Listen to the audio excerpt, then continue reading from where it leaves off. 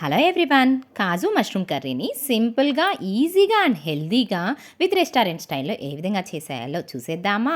అది కూడా నేను చేసే స్టైల్లో కాకుండా మా అన్నయ్య చేసే స్టైల్లో చూసేయండి. చాలా ఈజీగా ఉంటుంది. ఇక్కడ నేను 1/2 kg వరకు కూడా మష్రూమ్స్ని తీసుకున్నాను. అవి కూడా హైబ్రిడ్వి తీసుకున్నాను. మీ దగ్గర ఉంటే నాటువి కూడా తీసుకోవచ్చు. నాటువి అయితే ఇంకా మంచి టేస్ట్ ఉంటాయి. వీటికి బాగా మట్టి ఉంటుంది కాబట్టి 4 to 5 టైమ్స్ వాష్ చేసుకొని నీట్గా పైన ఉన్న పీల్ అనేది ఉంటుందన్నమాట. సన్న లేయర్ అనేది ఉంటుంది. అది తీసుకొని నీట్గా చిన్న చిన్న ముక్కలుగా కట్ చేసుకొని మళ్ళీ ఉప్పు నీటిలో వేసుకోవాలన్నమాట. అవి వాష్ చేసేటప్పుడు ఉప్పు నీళ్ళతోనే వాష్ చేయడం వల్ల పైన మట్టి మొత్తం అంతా కూడా పోతుంది. ఇప్పుడు ఒక మిక్సీ జార్లోకి 4 టమాటాలని సగానికి కట్ చేసుకొని వేసుకోవాలి. 4 పచ్చిమిర్చిని, అలాగే అల్లం వెల్లుల్లి పేస్ట్ని, 50 గ్రాముల వరకు జీడిపప్పును కూడా తీసుకొని ఈ విధంగా ఫైన్ పేస్ట్లా చేసుకొని పక్కన పెట్టి, ఇక్కడ 3 నుంచి 4 ఆనియన్స్ని తీసుకొని సన్న ముక్కలుగా కట్ చేసుకొని పక్కన పెట్టుకోవాలి. ఇప్పుడు కళాయిలోకి 1 టేబుల్ స్పూన్ వరకు ఆయిల్ని తీసుకొని మనం క్లీన్ చేసుకున్న మష్రూమ్స్ని తీసుకొని వేసుకోవాలి. దాంట్లో నుంచి వాటర్ అనేది వచ్చేంత వరకు కూడా, అంటే 10 to 15 మినిట్స్ వరకు మనం మూత పెట్టేసుకొని మగ్గించుకోవాలన్నమాట. ముక్క కొంచెం ఒక 10 to 15% మగ్గించుకున్న తర్వాత ఈ విధంగా తీసుకొని పక్కన పెట్టుకోవాలి వాటర్తో సహా. అదే కళాయిలోకి 2 టేబుల్ స్పూన్ల వరకు ఆయిల్ని తీసుకొని మనకు బిర్యానీ మసాలా ఉంటుంది కదా, అవన్నీ కూడా వేసుకోవాలన్నమాట. వాటితో పాటుగా ఎండుమిర్చిని కూడా వేసుకోవాలి. ఇప్పుడు ఆనియన్ని కూడా వేసుకొని కొంచెం సాల్ట్ని వేసుకొని మూత పెట్టేసుకొని మగ్గించుకోవాలి. ఇక్కడ బిర్యానీ మసాలా అంటే దాల్చిన చెక్క, లవంగము, యాలుక్కాయలు, షాజీరా, అలాగే బిర్యానీ ఆకును వేసుకున్నాను. ఇంకా ఎక్స్ట్రాగా ఏమైనా కావాలంటే మీరు వేసుకోవచ్చు.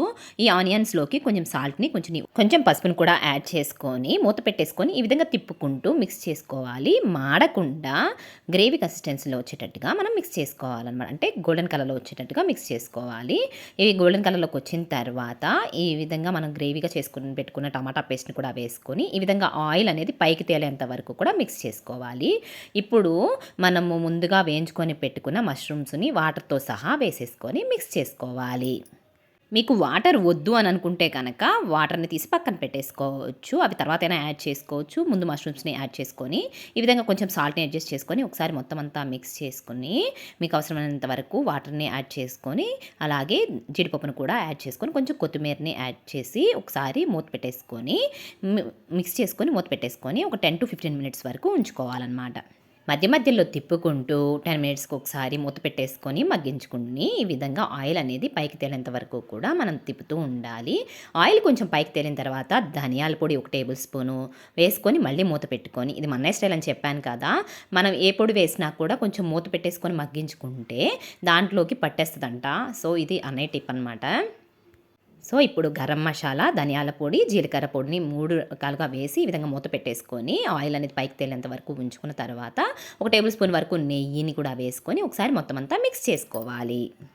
ఇప్పుడు ఉప్పు కారాన్ని కొంచెం అడ్జస్ట్ చేసుకోవాలన్నమాట. తగ్గింది అని అనిపిస్తే, నాకు కొంచెం తగ్గింది అనిపించింది. సో కారాన్ని, ఉప్పుని కూడా యాడ్ చేసుకొని ఈ టైంలో ఒకసారి మొత్తం అంతా మిక్స్ చేసుకొని ఒక 10 to 5 మినిట్స్ వరకు ఉంచుకుంటే సరిపోతుందన్నమాట. చివరిగా కొత్తిమీర గార్నిష్ తోటి చూశారు కదా, మన కర్రీ రెడీ అయిపోయింది. ఈ వీడియో నచ్చితే తప్పకుండా లైక్ చేసి సబ్స్క్రైబ్ చేయండి. Thank you so much for watching.